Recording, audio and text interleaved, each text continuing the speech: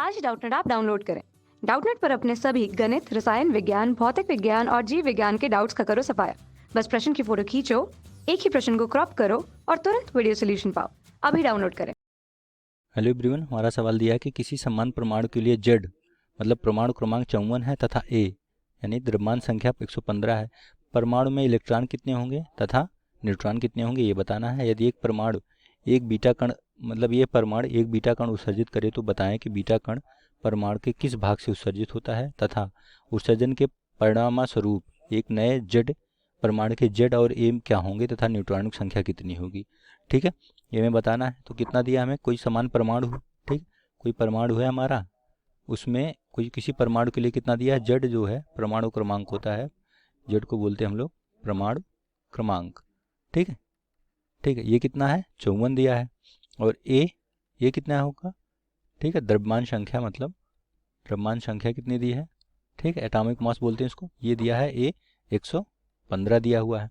ठीक है, अब कह रहे हैं इसमें परमाणु में कितने इलेक्ट्रॉन होंगे तथा कितने न्यूट्रॉन होंगे। ठीक है, तो हम जानते हैं कि जो किसी परमाणु में नाभिक में प्रोटॉनों की संख्या जो होती है वो Z मतलब परमाणु क्रमांक ही जो होता है हमारा Z होता है, वो प्रोटॉनों की संख्या होती है। ठीक है, प्रोटॉनों की संख्या के बराबर होता है। प्रोटॉनों की संख्या के को ही हम जो है परमाणु क्रमांक कहते हैं। ठीक है, अब जो समान जो परमाणु होते हैं हमारे, उसमें जो प्रोटॉनों की संख्या और इलेक्ट्रॉनों की संख्या बराबर होती है। ठीक है, तो यही प्रोटॉनों की संख्या हमारी इलेक्ट्रॉन की संख्या के बराबर हो जाएगी। ठीक है, समान परमाणुओं में इलेक्ट्रॉनों की संख्या और परमाणुओं की संख्या आपस में बराबर होती है। ठीक है, और न्यूट्रॉन क्या होते हैं, न्यूट्रॉनों की संख्या निकालने के लिए हम क्या करते हैं, न्यूट्रॉनों की संख्या निकालने के लिए क्या करते हैं, न्यूट्रॉनों की संख्या निकालने के लिए हम क्या करते हैं, इसमें से हम माइनस कर देते हैं, मतलब A माइनस Z।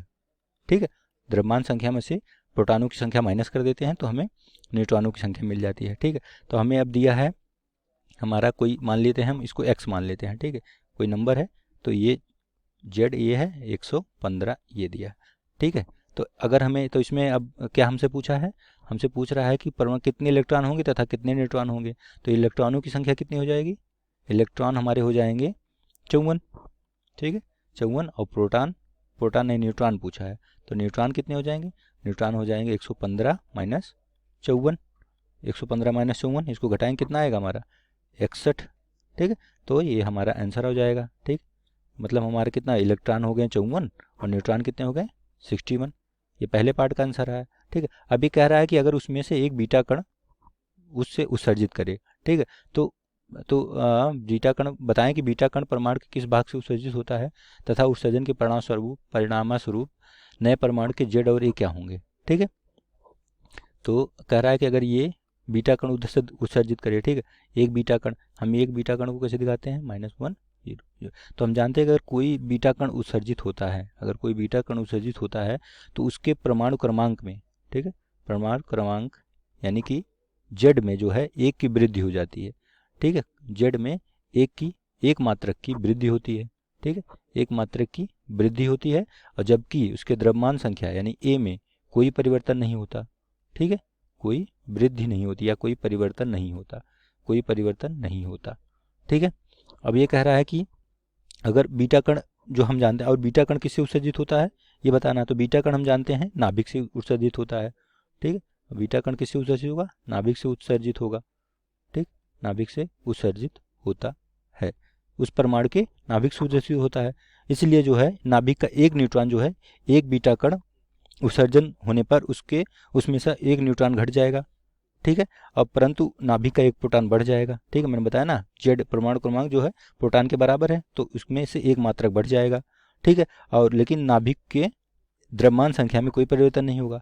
ठीक है, तो यहाँ से अगर हमारा x कितना दिया था 54 और 115 दिया था, तो अगर इसमें से एक बीटा कण निकला, एक बीटा कण निकलेगा तो इसमें क्या हो जाएगा, इसका मान लो y बनाता है तो ये हो जाएगा 55। ठीक है, प्रोटॉनों की संख्या वृद्धि हो जाएगी और इसमें कोई परिवर्तन नहीं होगा, तो ये 115 ही रहेगा। ठीक है, तो अब इसमें न्यूट्रॉन की संख्या कितनी होगी, न्यूट्रॉन कितने आ जाएंगे, न्यूट्रॉन हो जाएंगे 115 माइनस 55 यानी कि 60। और इलेक्ट्रॉन कितने रहेंगे, इसमें अगर इलेक्ट्रॉन बताने हो हमें, इलेक्ट्रॉन जो है द्रव्यमान संख्या प्रोटॉनों के बराबर होंगे। ठीक है, तो इलेक्ट्रॉनों की संख्या, इलेक्ट्रॉन हमारे हो जाएंगे, इलेक्ट्रॉन जो हो जाएंगे वो Z के बराबर होंगे यानी कि 54 ही रहेंगे। ठीक है, तो ये सॉरी 55 हो जाएंगे, एक बढ़ गया ना, तो इलेक्ट्रॉन हमारे हो जाएंगे 55 और न्यूट्रॉन की संख्या 60 हो जाएगी। ठीक है, तो ये हमारा ये दोनों आंसर हो जाएगा। ओके, कक्षा 6वीं से 12वीं से लेकर नीट, IIT, जेई वो एडवांस के लेवल तक 1 करोड़ से ज़्यादा छात्रों का भरोसा।